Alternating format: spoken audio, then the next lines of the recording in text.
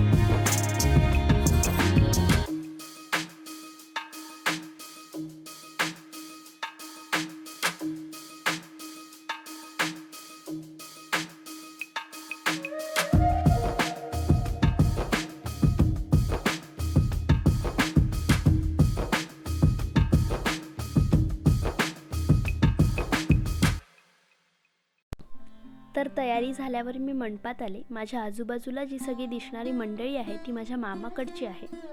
स्वागत समारंभाला आमच्याकडे मामशिळं असंही म्हटलं जातं आणि मामाकडची जी मंडळी असते तीच नवऱ्याला किंवा नवरीला स्टेजवर घेऊन जाते।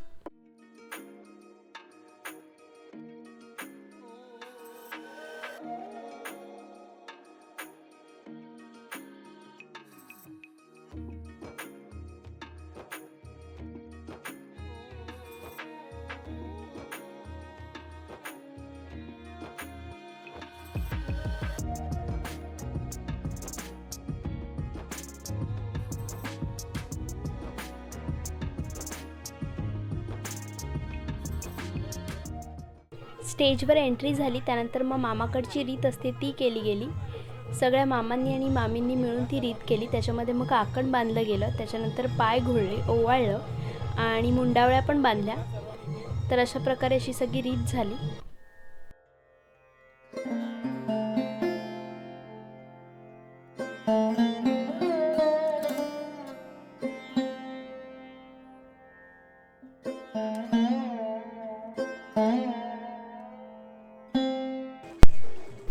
रीत वगैरे चालू असतानाच मग पाहुणे पण जमायला सुरुवात झालेली।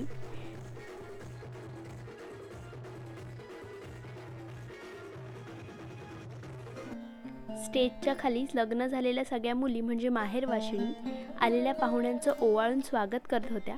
ते शूट काय मला घेता नाही आलं, त्यामुळे ते नाही घेतलं। आणि त्यानंतर मग ओवाळून झालं की मग सगळे पाहुणे स्टेजवर येऊन आम्हाला भेटायचे। स्वागत समारंभाच्या निमित्ताने सगळ्यांची भेट होते। नातेवाईक, मित्रमैत्रिणी सगळे भेटतात। शाळेनंतर कधीही भेटण्याचा योग न आलेल्या मित्रमैत्रिणींची पण भेट होते लग्नात। खूप छान वाटलं.